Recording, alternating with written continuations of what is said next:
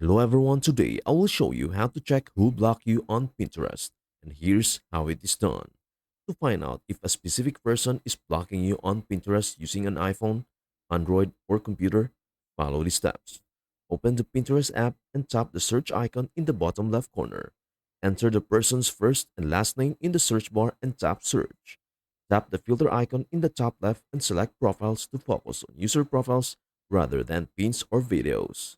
Browse through the profiles and tap on each one. If you see a follow button and can successfully follow them, they haven't blocked you. However, if you encounter a message stating that you cannot follow this person, it means they have blocked you. In this case, you won't be able to interact with them or send them messages, so you may need to move on and engage with other users. That is everything you need to know about how to check followers on Pinterest. Before we end, may I humbly ask you a favor?